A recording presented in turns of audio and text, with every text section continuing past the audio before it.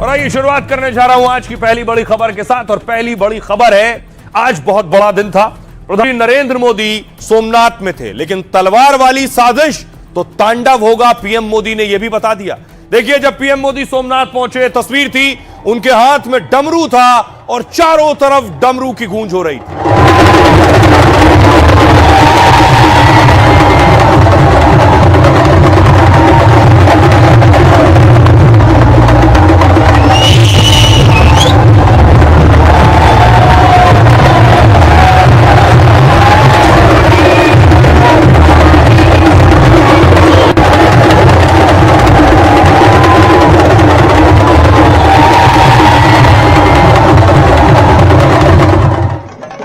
प्रधानमंत्री फिर सोमनाथ मंदिर परिसर तक पहुंचे तो वहां देखिए जरा, पीएम ने खुद ड्रम बजाना शुरू कर दिया।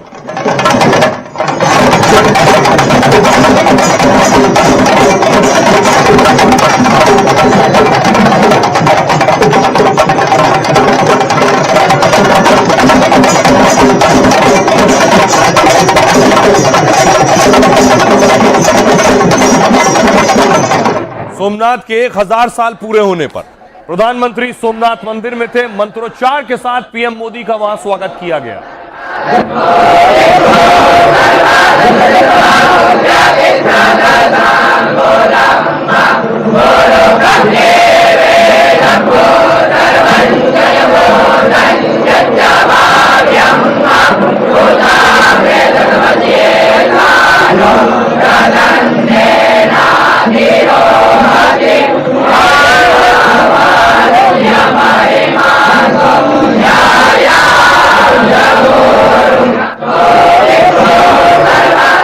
प्रधानमंत्री नरेंद्र मोदी ने सोमनाथ में पूजा की, वो सोमनाथ जिसे कई बार आक्रांताओं ने तोड़ा है।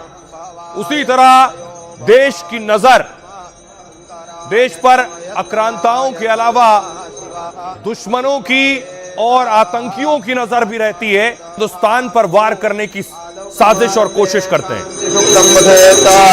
ओम भद्रं कर्णेभिः शृण्वन्तु वाग्भूषत्तनो विद्याते महि देवाहि तञ्जदायुः शतमिन्दु शरदो अन्ति देवा जतरा नक्षत्रा जरसन्तानो नाम पुत्राको जत्रा पितरो भवन्ति मानो मध्यारेरिखतायुर्गन्तो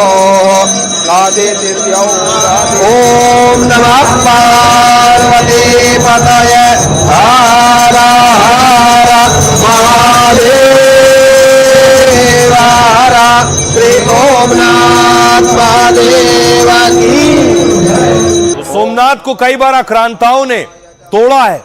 सोमनाथ का फिर पुनर्निर्माण हुआ, 1000 साल पूरे हुए। भारत की तरफ अभी भी जैसे उस वक्त आक्रांता थे, अब आतंकी हैं। आतंकी भी भारत पर चोट करने की हमेशा कोशिश में लगे रहते हैं। मसूद अजहर का एक और बयान सामने आया जिसमें कह रहा है 1000 फिदाइन, 1000 आत्मघाती तैयार बैठे हैं। इस मजमे में अल्लाह के वो फिदाई मौजूद हैं जो रात के 3 बजे उठ के सिर्फ अल्लाह से शहादत मांगते हैं। रब से मुलाकात का इनको इतना शौक है, इतना शौक है। ये एक नहीं है, ये 2 नहीं है, ये 100 नहीं है, ये 300 नहीं है, ये 1000 नहीं है। तादाद बता दूं तो कल दुनिया के मीडिया पर शोर मच जाएगा। ये चलेंगे इंशाअल्लाह, ये जाएंगे इंशाअल्लाह। इस मजमे में अल्लाह के वो फिदाई मौजूद हैं जो रात के 3 बजे उठ के सिर्फ अल्लाह से शहादत मांगते हैं।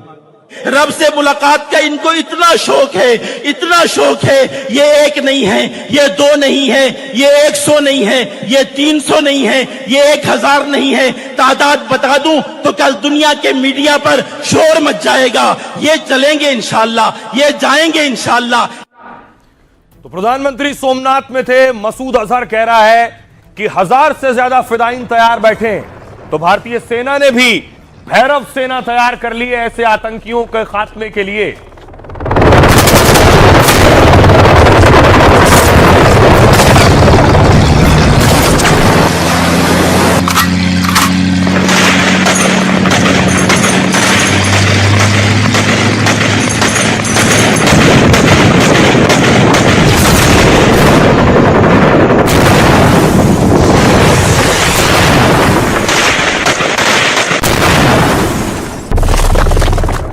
प्रधानमंत्री नरेंद्र मोदी ने भी सोमनाथ से ऐसे आक्रांता और आतंकियों को वहीं से स्ट्राइक की और जवाब दिया।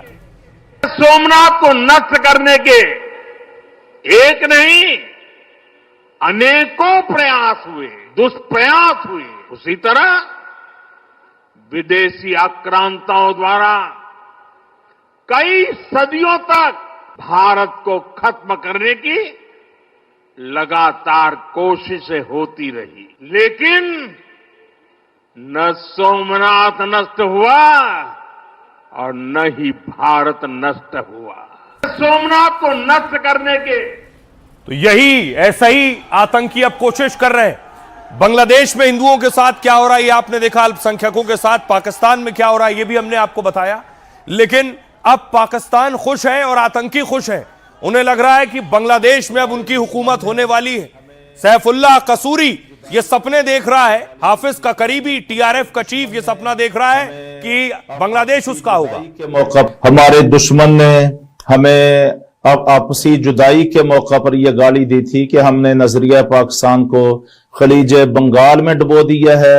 आज ये नारा अपनी मौत आप मर गया और नजरिया पाकिस्तान ला इलाहा इल्लल्लाह मुहम्मद रसूलुल्लाह इसकी बुनियाद पर दोस्ती ये अल्हम्दुलिल्लाह आज फिर परवान चढ़ रही है। और हम दुआगो हैं कि अल्लाह तबारक तआला दोनों मुल्कों को और करीब आने की तौफीक अता फरमाए। एक सोच, एक फिक्र, एक नजरिए पर आगे बढ़ने की अल्लाह तौफीक अता फरमाए। हमारे तो भारत को अपने दोस्त दुश्मनों को पहचानना बहुत जरूरी है इस स्थिति में, चाहे वो पाकिस्तान हो, बांग्लादेश हो। इसके उलट एक और तस्वीर देखिए, आज अमेरिका भी, अमेरिकी सेना भी पाकिस्तान की सेना के साथ युद्धाभ्यास कर रही है।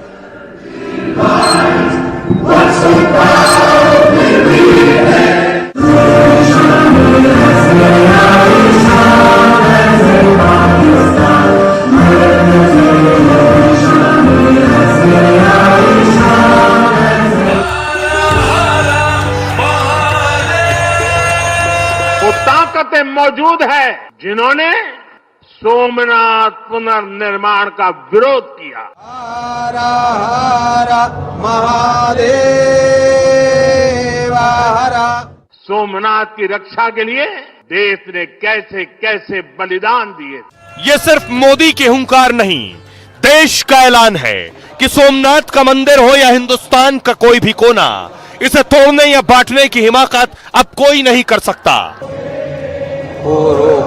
विदेशी तलवार हो या तकनीक वाली कोई साजिश, भगवान शंकर के त्रिशूल की तरह देश हर चुनौती का सामना करने को तैयार है। यो जाता वै नमो नमः। आज तलवारों की जगह दूसरे कुत्सित तरीकों से भारत के खिलाफ षड्यंत्र हो रहे हैं। हमें ज्यादा सावधान रहना है। शिव के डमरू की तरह भारत की तरक्की और ताकत की गूंज चारों दिशाओं में गूंज रही है। कई दुश्मनों में सीधे मुकाबले की हिम्मत नहीं तो मसूद अजहर जैसे पाकिस्तानी आतंकी घात लगाकर कायर हमले का प्लान बना रहे हैं। इस मजमे में अल्लाह के वो फिदाई मौजूद हैं जो रात के 3 बजे उठ के सिर्फ अल्लाह से शहादत मांगते हैं। ये एक नहीं है, ये 2 नहीं है, ये 100 नहीं है, ये 300 नहीं है। तो देश भी शंकर भगवान की तरह जरूरत पड़ने पर रौद्र रूप और तांडव भी दिखाने को तैयार है। अब देखिए जरा, प्रधानमंत्री नरेंद्र मोदी ने देश को बांटने वालों पर हमला किया है। क्या कह रहे हैं पीएम? गुजरात के सोमनाथ से पीएम मोदी ने देश तोड़ने वालों पर अटैक किया। मोदी ने कहा सोमनाथ को तोड़ने वाले इतिहास के पन्नों में सिमट गए हैं आज, और सोमनाथ मंदिर आज भी समंदर के किनारे स्वाभिमान से खड़ा है। गजनवी से लेकर खिलजी तक सोमनाथ को नष्ट करने के प्रयास हुए। कई सदियों से इसी तरह भारत को भी खत्म करने की कोशिश हुई, लेकिन ना तो भारत खत्म हुआ और ना ही सोमनाथ मंदिर खत्म हुआ। जब आक्रांता हमला कर रहे थे तब उन्हें लग रहा था कि तलवार से जीत लेंगे। मजहबी कट्टरपंथी नहीं समझ पाए कि इसके नाम में ही सोम यानी अमृत है, मतलब जहर को पीकर भी यानी मुश्किल झेल कर भी अमर रहने का विचार जुड़ा है, जो बताता है कि लोगों का दिल कभी तलवार की नोक से नहीं जीता जा सकता। आज तलवार की बजाय अन्य तरीके से देश के खिलाफ साजिश हो रही है। क्या मोदी का इशारा पाकिस्तान जैसे आतंक फैला रहे देशों की ओर था? क्या मोदी का इशारा उस बांग्लादेश पर भी था जहां हिंदुओं को मारा जा रहा है? मोदी ने तलवार के बहाने उन पर भी निशाना साधा जो देश के बारे में अफवाह फैला रहे हैं। ऐसी ताकतों से सावधान रहना है जो हमें बांटने की कोशिशों में लगे हुए हैं। आज हर देशवासी के मन में विकसित भारत को लेकर पूरा भरोसा है, इसलिए हमें खुद को शक्तिशाली बनाना होता ताकि बांटने वाली ताकतों से को हम हरा सकें। सुनिए जरा प्रधानमंत्री नरेंद्र मोदी। 1000 साल बाद भी सोमनाथ महादेव के मंदिर पर फहरा रही ध्वजा पूरी सृष्टि का आह्वान कर रही है कि हिंदुस्तान की शक्ति क्या है, उसका सामर्थ्य क्या है। दुर्भाग्य से आज भी हमारे देश में वो ताकतें मौजूद है, पूरी तरह सक्रिय है, जिन्होंने सोमनाथ पुनर्निर्माण का विरोध किया। आज तलवारों की जगह दूसरे कुत्सित तरीकों से भारत के खिलाफ षड्यंत्र हो रहे हैं और इसलिए हमें ज्यादा सावधान रहना है। सोमनाथ के पवित्र विग्रह को तोड़ा गया, बार बार मंदिर का स्वरूप बदलने की कोशिश हुई और हमें पढ़ाया गया कि सोमनाथ को लूट के लिए तोड़ा गया था। नफरत, अत्याचार और आतंक का असली क्रूर इतिहास हमसे छिपाया गया। प्रधानमंत्री नरेंद्र मोदी जिस डर की बात कर रहे हैं वो आखिर क्या है? वो उस वक्त के संदर्भ में अलग था और आज के संदर्भ में वो अलग है। प्रधानमंत्री नरेंद्र मोदी जिस वक्त सोमनाथ के लिए पहुंचे, ये वो तस्वीरें आप देख रहे हैं।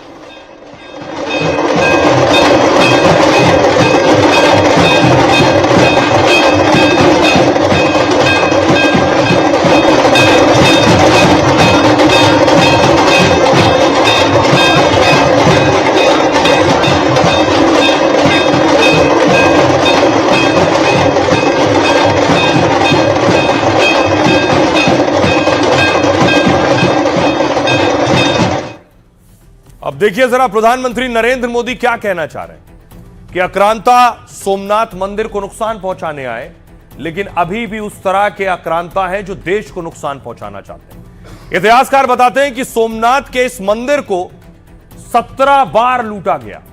1000 साल पहले गजनवी ने पहला हमला किया, मूर्ति तोड़ी और खजाना लूटा। दावा है गजनवी अपने साथ 1600 किलो सोना यहां से लूट कर ले गया। अलाउद्दीन खिलजी और औरंगजेब ने भी मंदिर तोड़ा और लूटपाट की, लेकिन हर बार टूटने के बाद मंदिर और भव्य बनकर तैयार कराया जाता रहा। आजादी के बाद सरदार पटेल ने इसके पुनर्निर्माण का संकल्प लिया। आजादी के बाद गांधी जी की सलाह पर जनता के दान से सोमनाथ मंदिर फिर से बनाया गया और 1951 में पहले राष्ट्रपति डॉक्टर राजेंद्र प्रसाद ने इसे राष्ट्र को समर्पित किया। आज सोमनाथ मंदिर आस्था के साथ धार्मिक पर्यटन का भी बड़ा केंद्र है। हर साल 1 करोड़ से ज्यादा भक्त आते हैं और अरबों का दान करते हैं यहां का। गुजरात के सोमनाथ को शिव जी का पहला ज्योतिर्लिंग माना जाता है। हिंदुओं के मशहूर वेद पुराण और ग्रंथों तक में इसका जिक्र है। मान्यता है कि चंद्रमा ने खुद मिट्टी के शिवलिंग बनाकर यहां पूजा की थी। कहते हैं तभी से यहां सोमनाथ के नाम से ज्योतिर्लिंग स्थापित हो गया है। अरब सागर के किनारे है, पर समुद्र की लहरें गर्भगृह को कभी नहीं छूती हैं। मान्यता है कि भगवान शिव की कृपा से समंदर कभी सीमा नहीं लांघता है। सुनिए अब इस पर सियासतदान क्या कुछ कह रहे हैं। एक तरफ हमारे वो प्रधानमंत्री हैं, यशस्वी प्रधानमंत्री, जो कि सोमनाथ में जाकर के 72 घंटे का अनवरत साधना कर रहे हैं। एक तरफ वो प्रधानमंत्री थे जिन्होंने सोमनाथ मंदिर के प्राण प्रतिष्ठा में माननीय राष्ट्रपति तक को जाने से रोका, और दूसरी तरफ वो प्रधानमंत्री हैं जो कि स्वयं साधना करने के लिए वो स्वयं वहां सोमनाथ गए हैं। हमें गर्व है ऐसे प्रधानमंत्री पर। सनातनियों का यहाँ तो बहुत शोर मचा के रखते हो।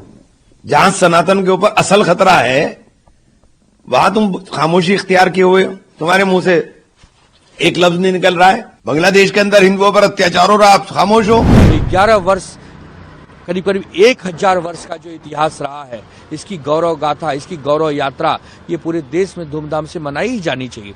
इसमें कोई राजनीति नहीं होनी चाहिए, इसमें कोई प्रपंच नहीं होना चाहिए।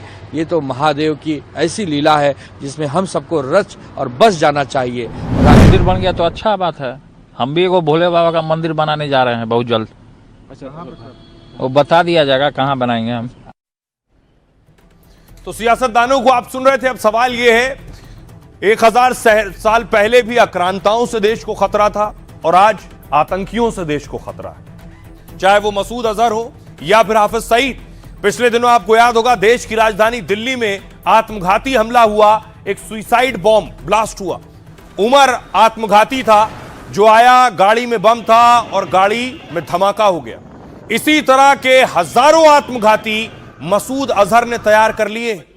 मसूद अजहर का वो बयान सामने आया है जिसमें वो कह रहा है कि हजारों तैयार बैठे हैं शहादत के लिए, इसे शहादत का नाम दे रहा है। इस मजमे में अल्लाह के वो फिदाई मौजूद हैं जो रात के 3 बजे उठ के सिर्फ अल्लाह से शहादत मांगते हैं। रब से मुलाकात का इनको इतना शौक है, इतना शौक है। ये एक नहीं है, ये 2 नहीं है, ये 100 नहीं है, ये 300 नहीं है, ये 1000 नहीं है। तादाद बता दूं तो कल दुनिया के मीडिया पर शोर मच जाएगा। ये चलेंगे इंशाअल्लाह, ये जाएंगे इंशाअल्लाह। अब सोचिए जरा, वो कह रहा है तादाद बता दूं तो हंगामा हो जाएगा। क्या मसूद अजहर ने वाकई इतने फिदाइन तैयार कर लिए? जैश सरगना और खूंखार आतंकी मसूद अजहर ने यह बड़ी साजिश रची है। वो भारत में हमले के लिए फिदाइन यानी आत्मघाती हमलावर बना रहा है। 2 महीने पहले जैसे दिल्ली में उमर नबी ने आत्मघाती धमाका किया था, मसूद अजहर ऐसे हजारों फिदाइन आतंकियों का दस्ता तैयार कर रहा है। भारत के मोस्ट वांटेड आतंकी मसूद अजहर का ऑडियो सामने आया है जो मैंने आपको सुनवाया, जिसमें वो कह रहा है उसके पास 1000 से ज्यादा आत्मघाती हमलावर है। मसूद के ऑडियो से पाकिस्तान और आतंकियों का मंसूबा भी सामने आया। पिछले दिनों एलओसी पर पाकिस्तान के 68 आतंकी लॉन्च पैड सक्रिय होने की खबर थी। खुफिया एजेंसियों को इनपुट मिला कि सैकड़ों आतंकी घुसपैठ की फिराक में। इसके बाद बॉर्डर पर भारत के सुरक्षा बलों ने कड़ा ऑपरेशन शुरू किया। घुसपैठ कर रहे 8 से ज्यादा आतंकी मारे गए और 5 नाकाम होकर वापस लौट गए। मसूद और पाकिस्तान आत्मघाती आतंकियों का प्लान बनाने में जुट गए। ऑडियो में मसूद आतंकियों को जिहाद और शहादत के नाम से भड़का रहा है। जानकारों के मुताबिक ऑडियो में मसूद अजहर की बौखलाहट और डर दिख रहा है। ऑपरेशन सिंदूर में आपको याद होगा भारत ने मसूद अजहर के कई ठिकानों को बर्बाद कर दिया। मसूद अजहर के परिवार के 10 से ज्यादा लोगों के मारे जाने की खबर सामने आई और इसके बाद मसूद बार बार ऑडियो के जरिए आतंकियों को भड़काने में लगा हुआ है। कभी धमकी देकर भारत के खिलाफ जहर उगलता है, कभी युवाओं को उकसाता है। 2019 के बाद से मसूद अजहर कभी खुलकर सामने नहीं आया। वो पाकिस्तान में ठिकाने बदल बदल कर छिपता रहता है और इस काम में पाक फौज और आईएसआई तक उसकी मदद करती है। सुनिए जरा मसूद अजहर का वो पूरा बयान सुनिए, अब वो क्या कह रहा है। इस मजमे में अल्लाह के वो फिदाई मौजूद हैं जो रात के 3 बजे उठ के सिर्फ अल्लाह से शहादत मांगते हैं।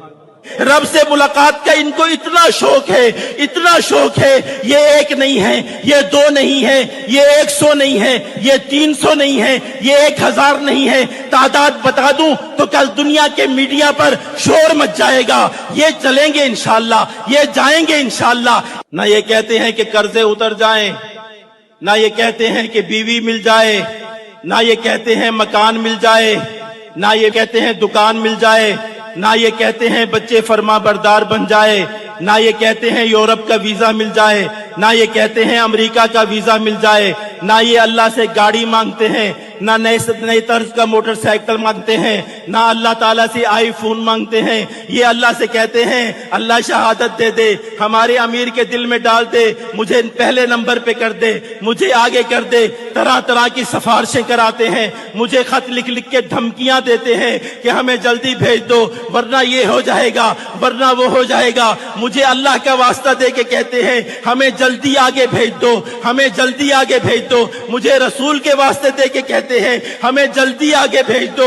मुझे मदीना शरीफ की दुआएं दे के कहते हैं अल्लाह ताला आपको मदीना दिखाए, मुझे जल्दी आगे भेज दो। कभी क्या तरीका इख्तियार करते हैं, कभी क्या तरीका इख्तियार करते हैं।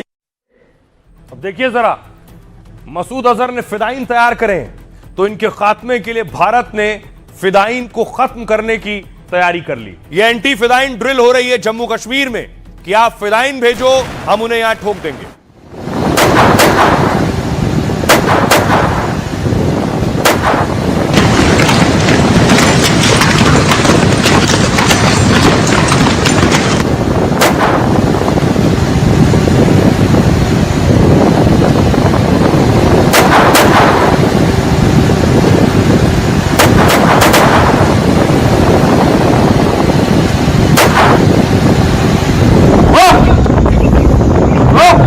इस तरह से जैसे इस शख्स को निकाला है, इसी तरह फिदाइन पर अटैक होगा और उसको ढेर करेगी सेना। अब देखिए जरा, भैरव बटालियन तैयार कर लिए। यह है भैरव बटालियन जो पाकिस्तान से आतंकी ड्रोन भेजेगा या पाकिस्तान ड्रोन भेजेगा उसका खात्मा करेगी यह बटालियन।